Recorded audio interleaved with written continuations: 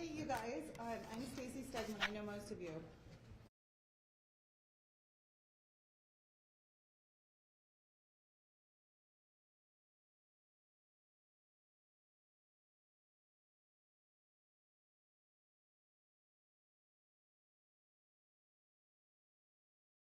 And yeah, and then giving you an opportunity to talk to Phil and ask him kind of questions since you guys don't get that all the time. So I just wanted to let you know and kind of level set that in case.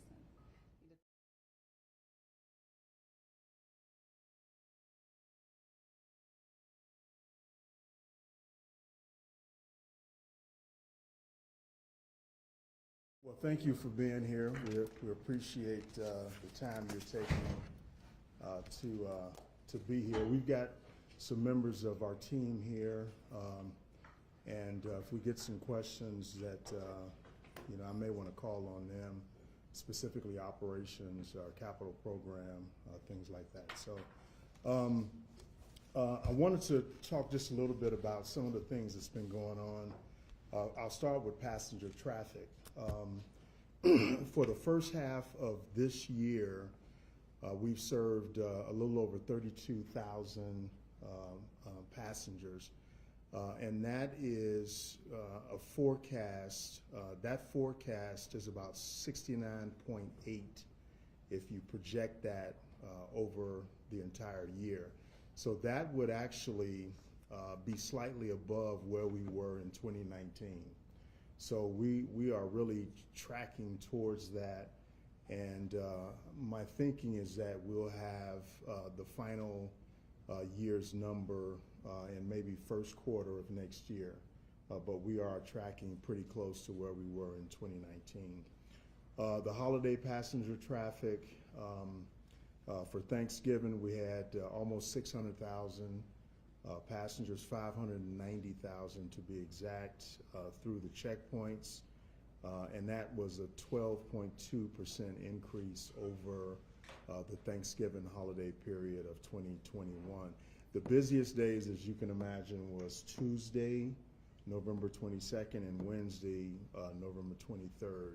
In those days, we had about 75,000 pass through the TSA checkpoints. So lots of activity. TSA, we will be adding 4 additional lanes probably in the second quarter of 2023, and we'll be building 2 new checkpoints as part of the Great Hall project. One of the things I would mention, we've got 2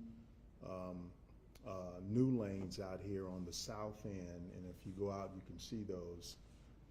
That is how all the equipment would look when we finish the complete build out of Great Hall. And that is really, I think the percentage increase in terms of how many more people we will get through security is a 60% increase when we're all done. Which equipment is that out there? Right out here, the new ASLs. Yeah, and so you can, if you look over, you can see they're white, and you'll be able to see them, and they are remote lanes actually, and so you won't see an attendant there. The way it works is if there's a bag and there's an anomaly with that bag, it will divert that bag, and so that's kind of where the technology is going. That will speed up the wait times in security. But again, I think the big thing is when it's all said and done with the Great Hall construction, we're talking a 60% increase in terms of throughput, which is pretty phenomenal. So you'll hear a lot about that. We still are encouraging passengers to utilize the 8 bridge, the bridge security checkpoint. What we're trying to do is really spread out, the loads on all 3 checkpoints, and just try to, sort of make it even as best we can. And we saw a stat. I saw a stat just this morning, a graph just this morning, that we've done a pretty good job of that actually. especially over the holiday period. And we've done a pretty good job of evening that out so people are not waiting in one security line, longer than others. Let me move to our major projects. I'll start with the Great Hall. Phase 2 and the completion phase, they are progressing very, very nicely. I've challenged our team to finish this whole project ahead of schedule. And they have said, hey, of course we'll do it. But if we could close down the whole airport, we would get it done, far ahead of schedule, but we can't do that. I've said before that this is like remodeling your house while you're still living in it. And that's what we're doing. And not only are we sort of remodeling this airport, renovating this airport while it's still open, but the growth in passenger volume as we're building is even more phenomenal. So it'll be different if the numbers were down and we were building, but the numbers are actually increasing, and we're still able to move this project along and hopefully even accelerate the progress, the construction progress on it. So I'm very optimistic that we can do that. Construction of the first new security checkpoint on level 6 over here. We started that, as you recall, in July of last year. That is moving along nicely. The triple escalator that will take screen passengers from level 6 all the way down to the train platform is going to be a pretty deep escalator. That is going very, very well, and you can see that out here.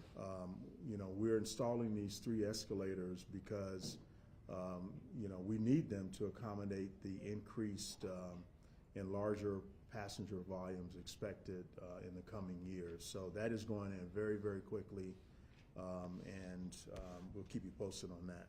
In terms of the gate expansion, all the gate expansion areas that we started, I'm talking the 39 new gates, are complete.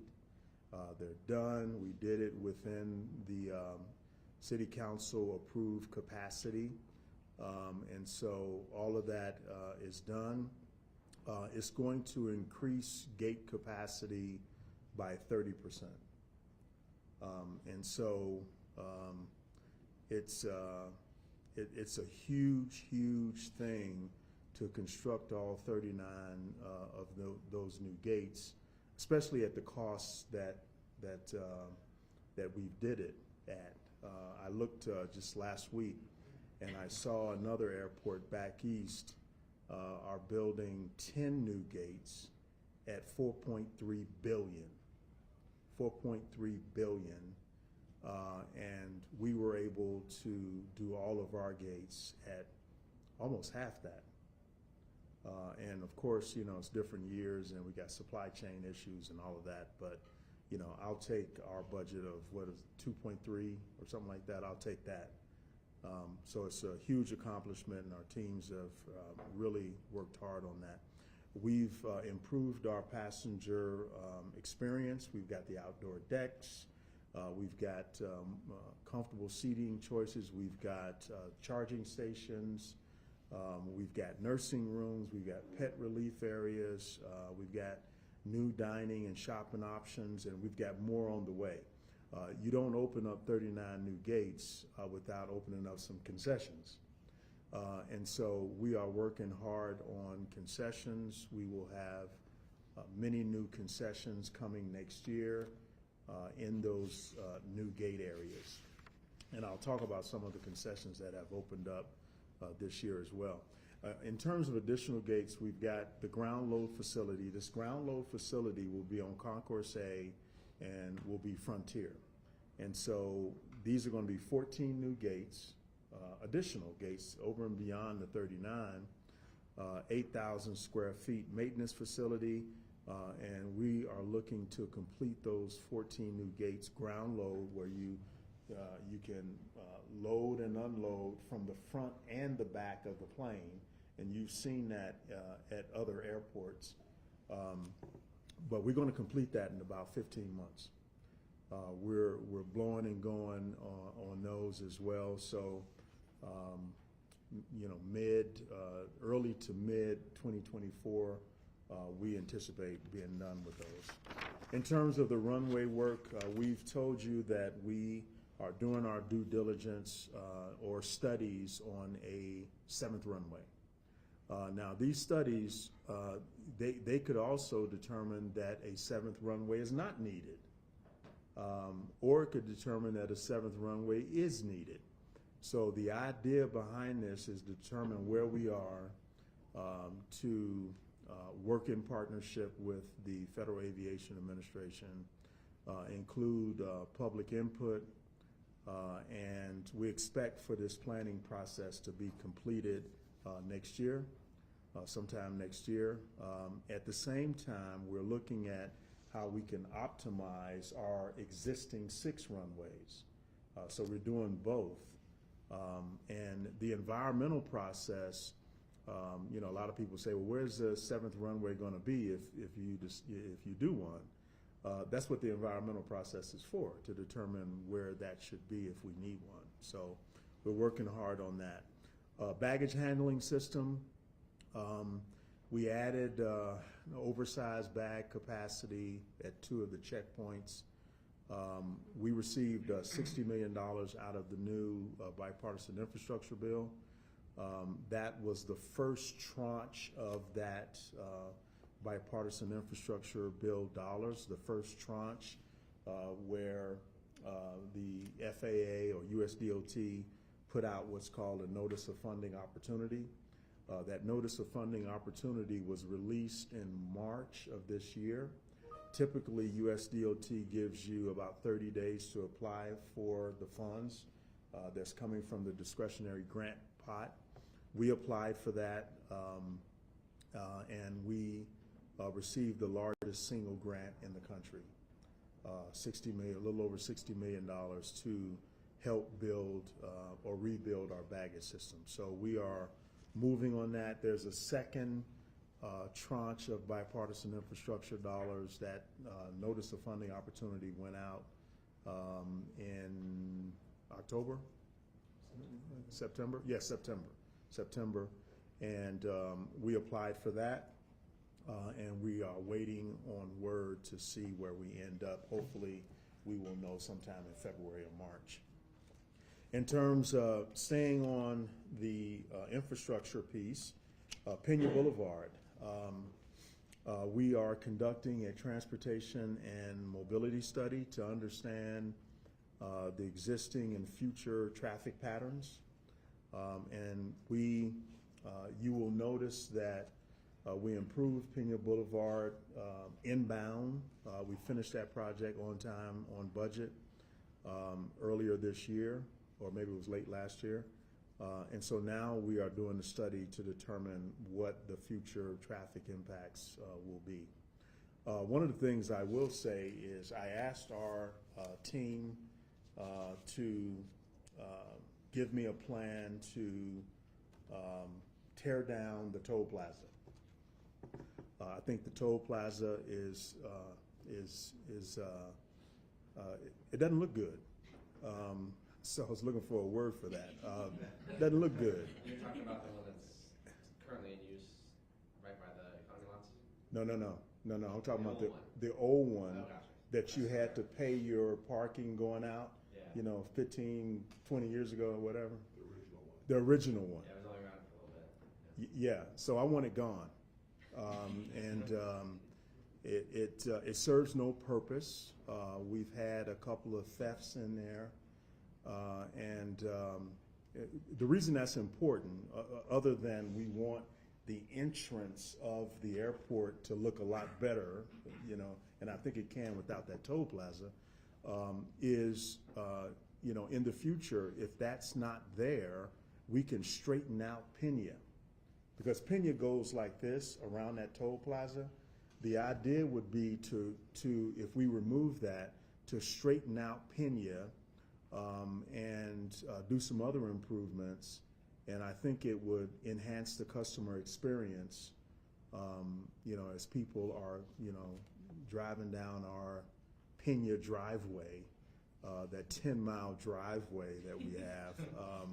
It will, I think, removing that, and we don't know what we'll do in that place. I mean, if we straighten it out, then we won't have anything there. But in the meantime, we need to think about that. So I've challenged our folks to give me a plan to tear it down. The Center of Equity and Excellence in Aviation. We yesterday evening, we revealed the renderings for this facility. Now, this is a one-of-a-kind training center, and it is funded through the Great Hall construction or completion. And what our vision is here is that this facility, along with the programmatic pieces of this, will help create a pipeline of aviation talent in this country. And it's not just here at Den, but it's in this country. We want the Rocky Mountain region to be the place to go to for aviation talent. We want young people in the community. We want young people from underserved communities. We want employees here at Den who are interested in aviation to pursue it through this Center of Equity and Excellence in Aviation. We also see this as a innovation lab. We see it as people from all over the world, professionals coming here to lecture on aviation issues. We see it as a pipeline for pilots. We see it as a pipeline for people working in the maintenance field, whether it's aircraft mechanics. We see it as a pipeline for everything aviation and providing young people starting in grade school all the way to senior leadership, that pathway in the aviation space. And so that is what that center is 66,000 square feet. It's on level 4 of the Westin Hotel and Transit Center. It's below the outdoor plaza. We've already started design, and we will begin construction on that place to really turn it into the Silicon Valley for aviation talent in this country. One other thing on that, it will accommodate about 300 people in one part of it in what we call the Hall of Equity, and another 200 or 300 people in various lecture halls and training rooms. Let me transition to rental cars. We are proposing a customer facility charge, or CFC, increase on the daily rental car transactions for all on-airport rental car companies. Right now, this airport is at $2.15 a day. It's the lowest of any major airport in this country of what we charge people that are renting vehicles. We are proposing to go to $6 a day, which would put us in the middle or average all over the country. We want to use that revenue to build a consolidated rental car facility.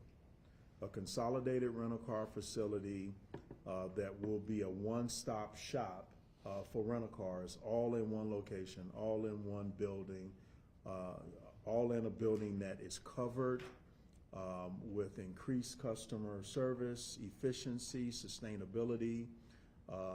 We would not need buses going back and forth. Now, the first thing that I think about when we talk about a consolidated rental car facility is, how do you get there? And so as a result of that, and because of our desire to take buses off the road and to be the greenest airport in the world, we need to look at a rail connection. And we're doing that. And so as we look beyond our grasp, if you will, we want to build a CONRAC, or consolidated rental car facility, And we think that the best way to get there would be rail. And so we're pursuing that, and we'll keep you posted on that. This raising of the consolidated or the customer facility charge would begin on February 1st of next year, from $2.15 to the average in the country of $6. A little bit about our bonds and ratings. Standard & Poor's raised DEN's credit rating from A+ to AA- on its senior lien revenue bonds, and from A to A+ on our subordinate lien revenue bonds. Now, what that means is,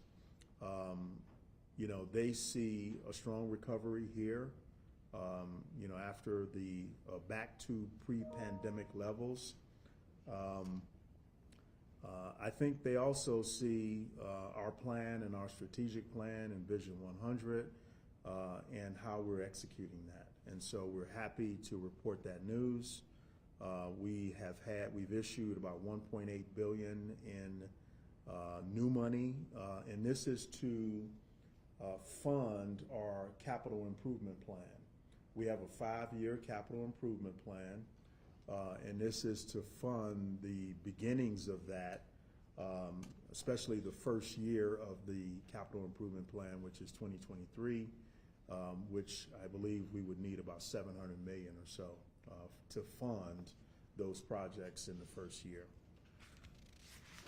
Briefly, in terms of sustainability, we have announced 2 new solar projects. We have one of the largest solar farms or arrays in the country.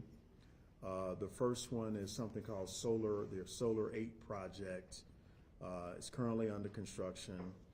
We will start the second construction here in the coming months. And these arrays are going to generate approximately 36 million kilowatt hours of electricity each year. Now, that's the equivalent of about 6,000 typical Denver or regional residents. And so we are well on our way to being the greenest airport in the world. We've also embarked on the largest energy performance contract ever performed in the state of Colorado, and I think some of you covered that a month or so ago when we announced it. And these are going to be measures that are going to significantly reduce energy and water use. We forecast saving about 20% in energy savings, 30% in water reduction, and 30,000 metric tons in annual CO2e reductions. In terms of customer enhancements, I mentioned the new charging stations. We get a lot of inquiries about charging stations in the gate areas and things like that. So we are installing new charging stations. You'll see them if you go out. Those are those towers that are in some of the gate areas. They're working very, very, very well. We have created a new customer experience team to actually be on the concourses to help people. They will be stationed there and will help our passengers and be really customer facing and be able to report various things. New concessions, I mentioned some of this. We opened up a lot of new concessions over the last, 3-4 months. We've got Nova Coffee, we got Voodoo Donuts over there. I don't see anybody eating any donuts. We've got Einstein Bakery, we got Mercantile Dining, we've got a lot of new concessions, and there's going to be more in those new gate areas as we go forward. In terms of air service, international travel is rebounding here at DEN. The international passenger travel is up about 2.3% compared to 2019, or September 2019, year to date. We've got more Mexico travel. We got lots of leisure travel. I think the split right now and my team can correct me if I'm wrong, is about 70-30 in terms of leisure versus business. And don't quote me on that. Of course, I know you will. But typically it's about 60-40, I think. And so it's gradually coming back. During the a year ago, even, I think it was like 80-20. And so we're seeing this shift. And if you ever have any questions on that, talk to the shoe shine guys. The shoe shine guys know more about this airport than anybody. And so when obviously business travel is a boon for them. And so we're around 70-30 right now. It may be 28 or something like that, but that's a good figure. So we're starting to see people go to conferences again. We're starting to see people come here to conferences. And so that's always a good thing. Obviously some of our international travel is down, specifically to places like Russia and Ukraine. They're down like 88, 89%, I think the last time we looked. Parking, in terms of parking, we increased the rates this summer, and that has not diminished the demand. In fact, our demand has been more than it's been in a long time over the Thanksgiving date period. I just got that report this morning. So we're still seeing high demand. There have been reports about car thefts. We are working with DPD on that. And the patrols have been increased in the parking areas, and we'll continue to do that. Do you mind if I chime in with a quick question? Sure, yeah. Because this is something I get from readers. I don't know if I can fully explain it to them, so maybe you can help. Yeah, people get in and out of the garage by paying, right? So if somebody steals a car, how are they getting them past the toll booths? You know what? That's a good question. I'm not sure. We've had a couple of incidents out here where people are caught in the act, still in the car. That happened probably 2 weeks ago, and it's a very, very difficult thing. Now, this is not limited to the airport, of course. This is. Number one citywide. Yeah, it's a crazy thing. So it's a frustrating thing too, when you come from a trip and your car is not there, or your catalytic converter is not there. My own daughter's catalytic converter was stolen, not from the airport though. She lives in New York, but it's a frustrating thing, and so we are just working with DPD. They're doing a great job of the increased patrols, and we're just going to stay on it. We're looking at cameras in the garages as well. Real quick, one of the things that cops have told me is that we've had people who have just paid their ticket. Like sometimes you leave your ticket in the car. Yeah. That's true. They've paid cash, paid for someone's I parking. had a car for $80. That's right. Yeah. And they're crashing the gates sometimes too. Yeah. But that really kind of highlights another benefit of a Conrack. We can control that a little bit That's better. right. We have a consolidated rental car facility. Yeah, absolutely. Quickly, the train to the gates.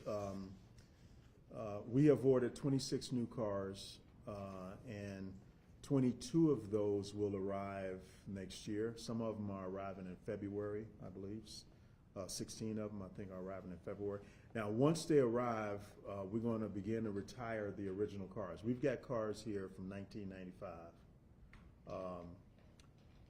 A rail car, the life of a rail car is about 35 years, though.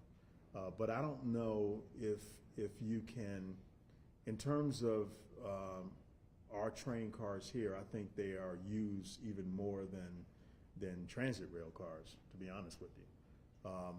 The typical light rail vehicle, the life of that vehicle is about 30 years. So the ones you see out on RTD and all of that, it's about 30 years. I think we see more use in the cars here at the airport. And so we've had, we're going to start to retire those original cars. So we will eventually have 41 cars in our fleet, which is an increase. And we will be able to accommodate with some other modifications, probably extending the platforms, maybe in some of the concourses, or maybe an extra door. We will be able to accommodate the 100 million in the next 8 to 10 years or so. So we currently operate 31 cars. We'll have 41 in our fleet, and then 16 of those 31 have been operating since 1995. Then real estate, we have released what's called a rolling RFO, and that will allow, this is a request for offers, a request for offer, or RFO.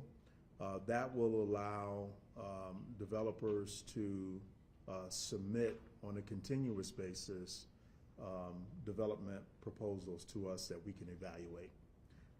And what's good about that is we will be able, we believe, to generate more non-aeronautical revenue that we can invest back into the airport to keep our costs competitive in terms of airlines. So we are thinking, you know, way beyond the current on this and figuring out how we can be a revenue generator even more than what we are. My last item is RTD. We are working with RTD, and we are we're asking them and encouraging them to make it cheaper for our employees to come out here to work, and also for travelers as well. Right now, it's cheaper for people to drive and park out here than it is to take transit. And that should not be the case. And so we have been working with them. We're asking them to look at their fare structure, to make it more affordable, to make it in terms of a zone-based system, to allow for it to be structured that you're not paying the $10 that it is now to maybe ride one stop. Because you can get on at 61st and Pena or 40th and Pena, and you can pay the same fare as if you got on at Union Station. And so this is, and I know that there's, the airport is its own zone, which is part of the issue.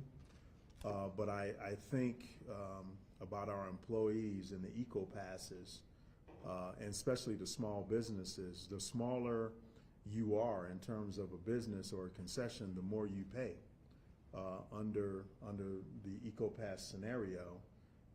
And if you are an employer with a lot of employees, you pay less. And so what we're saying is we want to make it easier for employees to get out here. We've got, 30,000 people out here.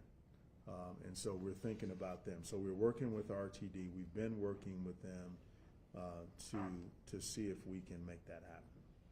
Is that included, so they've got the fare study underway? Yeah. Comments through that, and gone beyond that? We have commented in response to the fare study, yes. My understanding is that that fare study now won't be complete until next summer. Yeah. And we need some relief for our employees out here. And were you CEO when the additional rates for the airline were set? I'm just kind of curious, what was the? Of course not. What was the rationale for setting it so high, and do you think that rationale has changed, or do you just see it so high now? I departed about a few months before the airline opened. The airline opened in April 2016, I think. Yeah. So I departed a few months before that. So can't pin that on me, man. There's, listen, I'm not trying to be a Monday morning quarterback or whatever. All I know is that we've got a lot of low-income people that work here, and they should see some relief. We got a whole city of people out here. In terms of the EcoPass program, and I think RTD agrees with me on this. Yes, they're doing the study.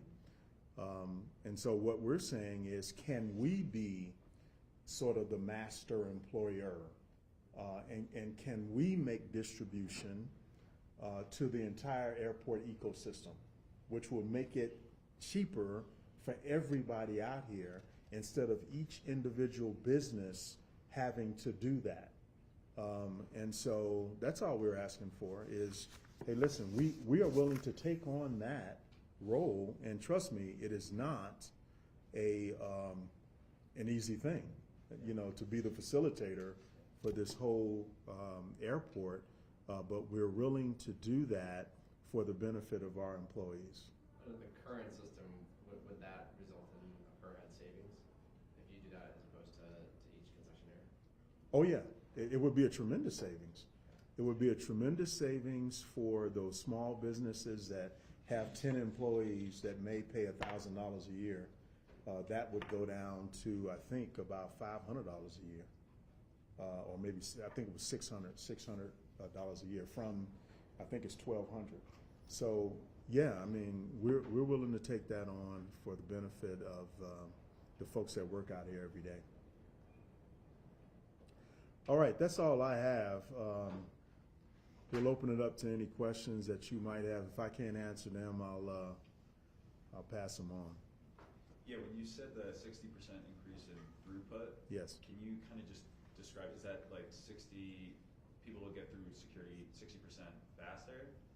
Or how does that, can you just kind of make sense of that for me? Well, it would be an increase of 60%. So more people would get through, and people would get through faster as well. So I think it's both. Mm-hmm. Is that where you're going? Yeah, I'm just, like, if it's the same, if we're saying, like, if we're holding the amount of people, wouldn't the amount of people be held constant? Like, or?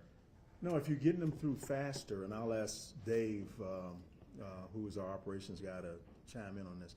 But if you're getting through faster, the wait time is reduced. You're getting people through quicker. You've got the remote technology. So all of that contributes to a shorter wait in line and more people getting through. I don't know if you want to add to that. Yeah, so there are a number of things that make these lanes more efficient.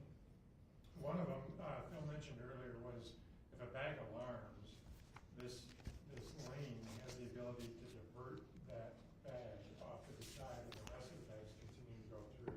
So today, if there's an alarm bag, the entire lane stops while they try and resolve that. Secondly, Phil mentioned the remote viewing of the images. That allows TSA to put more than one officer per lane on average, so they can look at images quicker, and therefore they're not stopping the belts along the way. And then the third thing is that there are multiple divestiture points, so several passengers can be divesting their items and feeding the machine, so it's a constant flow through the machine rather than, and I'm sure you travel, you see big gaps in between those bins. Mm-hmm. This reduces those gaps, so it's a much quicker throughput. Gotcha. And what's your name and title? Dave Laporte, Senior Vice President of Airport Operations, Laporte. I thought he was going to give another guy's name to take with. Yeah, the other neat thing about these new lanes that we'll be seeing is that we're moving from an X-ray technology to a CT technology. And that will give the operator the ability to resolve images on the screen rather than have to open bags. So it's more efficient and it's a better customer experience. CT, you can see 3D Mm-hmm. Mm. All right, any other questions or? Yes, sir. I have one on parking. Yeah. Are you worried that, I think the problem with parking last year and then again this year,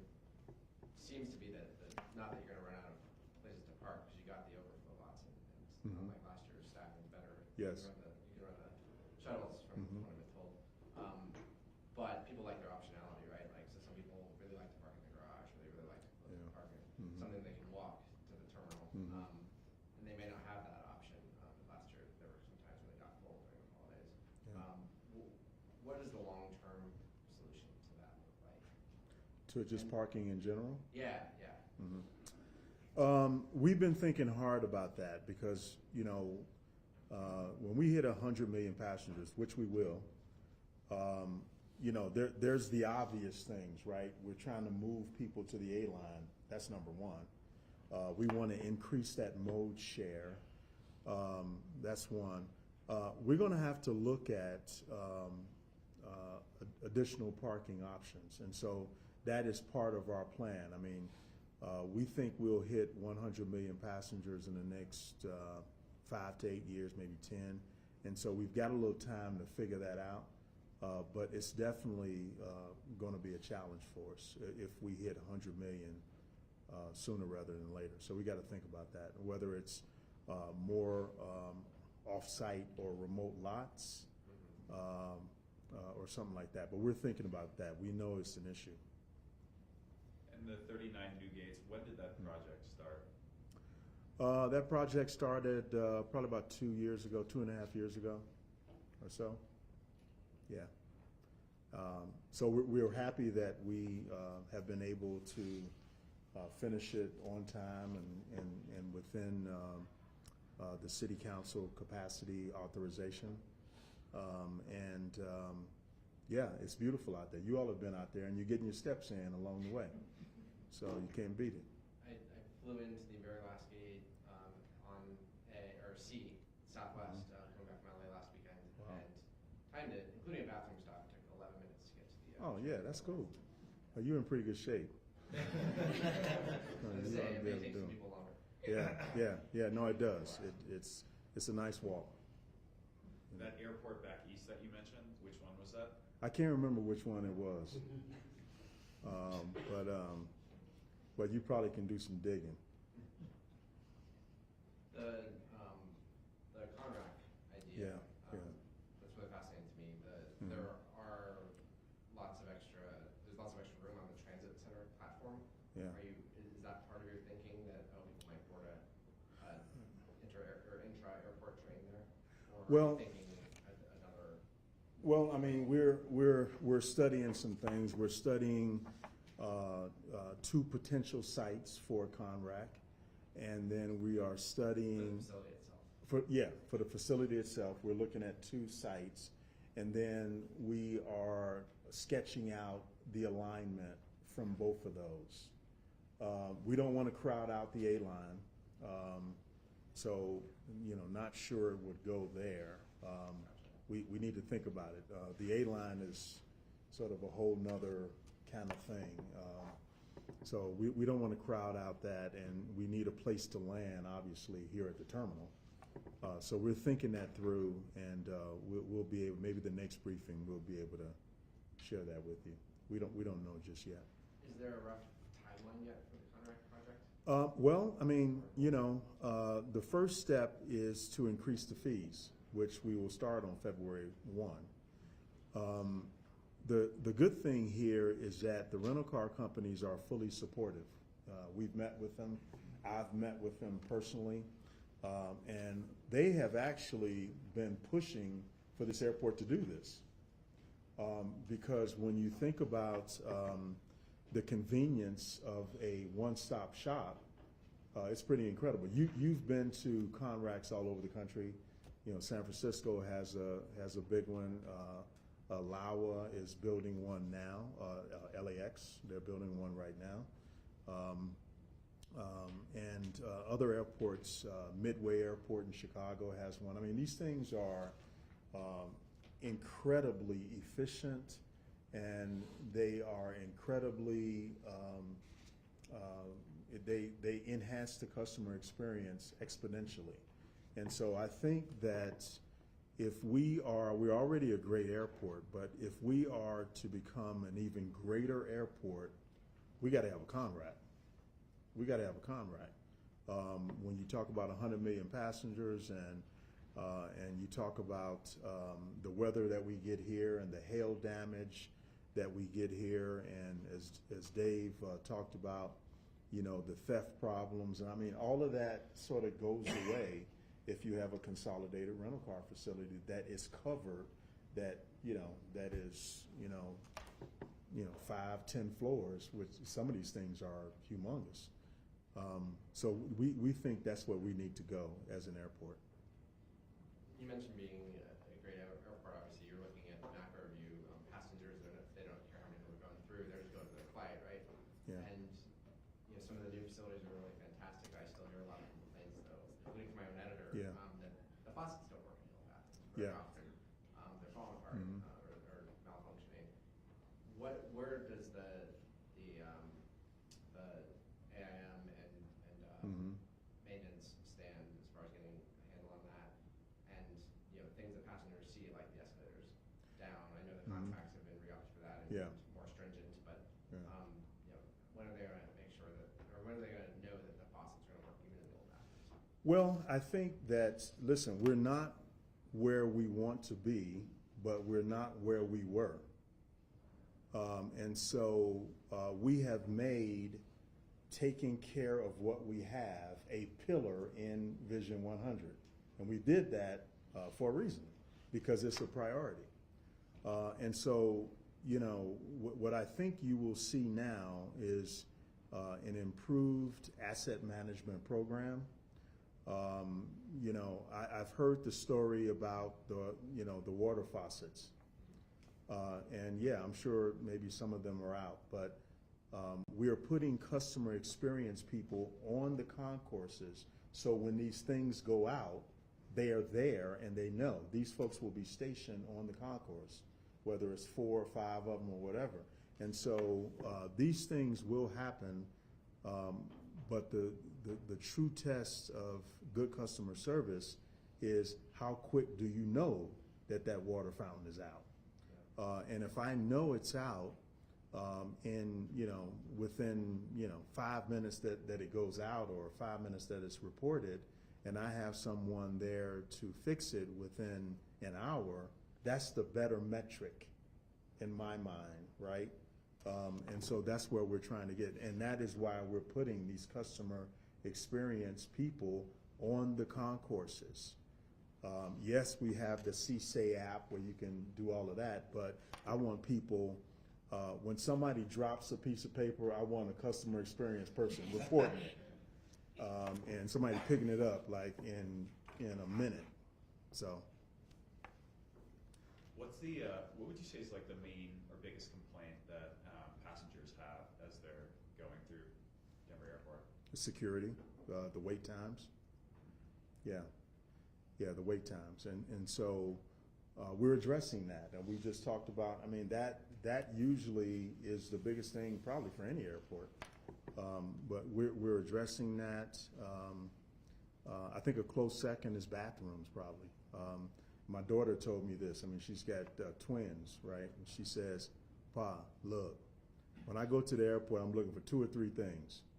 She says, "I want to get through security. The kids got to go to the bathroom, and I'm looking for something to eat." All 3 of those while they want to have their gate within sight, even though the plane may not be taken off for like 2 hours, but they just want to see the gate. You know what I mean? Okay, there's the gate. I still got 2 hours. Okay, cool. And that's what they do. So we concentrate on those things. How is staffing going, and what areas are you having more trouble staffing on? The big one for all of us is TSA agents, right? And that's not solely our responsibility. That's TSA, but we're in this together. So it's TSA. Now TSA, they're doing job fairs once a week. Once a week, they're doing job fairs. But that's still a big thing. What we're doing is we are, with this Center of Equity and Excellence and the training, we are putting people in the pipeline before we have problems, before we have staffing issues. I think infrastructure in general, transportation infrastructure, regardless of the modes, the biggest threat to transportation infrastructure in general is staffing. And I'm talking all modes: aviation, transit, highway, ports. It is the impending lack of a qualified workforce. And that is the reason that we're pushing forward with this Center of Excellence to create pathways to grow our own. We want to be the farm team for the industry in terms of staffing. And not just for Den, but for the industry as a whole in this country. All right, any other, yes? How important is it for that to be here, for your plan to have that kind of center, as opposed to anywhere else? Well, it's important that it be here because we're here. And because we've made this a priority. And, you know, I could talk about the geographic advantage of having it in the middle of the country. It is because, you know, we're 2 hours from the West Coast, we're 3 hours from the East Coast. I mean, so I think, listen, it has to be somewhere, and so why not here?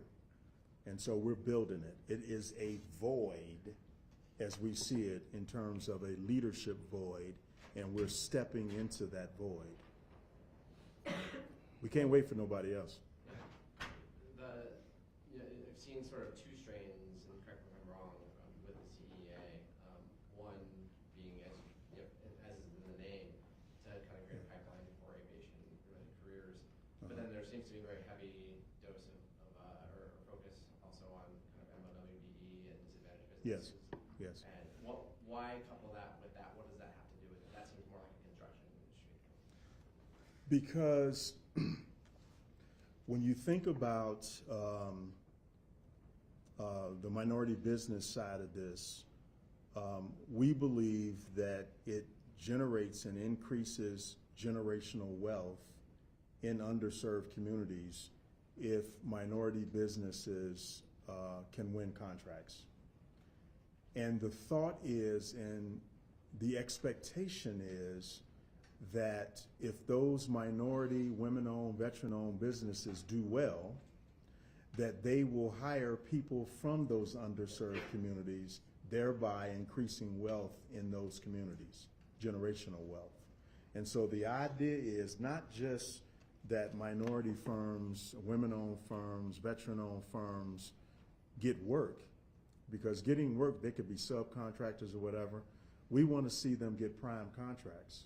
We want to see them, because in order to generate or increase generational wealth, I think these small and minority businesses have to get prime contracts, and if they are awarded prime contracts to those qualified firms, then one, it'll increase generational wealth, not just for their firm, but the expectation is that they will hire from those communities, thereby increasing generational wealth in those communities, which are by and large Black and brown communities. What's the business case for spending Den's money, which is public money, it's just self-generated, but it's public money, on an aviation career pipeline for the whole industry nationally?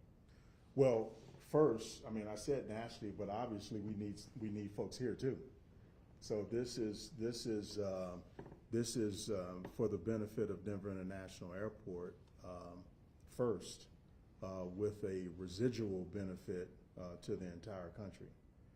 So we see it as something that will benefit the region. We see it as an economic development program. We see it as preparing ourselves to accommodate 100 million passengers as well. We're going to need people, and I'll speak for these other guys. They're getting old, and we need to replace folks. I mean, this is succession planning at its best. We're not depending on anybody else. We're doing it ourselves. Last question. I'm told that the budget is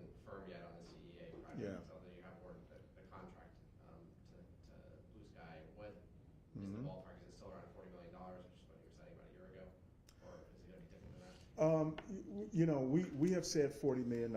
We'll see where we end up. You know, we'll see where we end up. We'll keep you posted on it.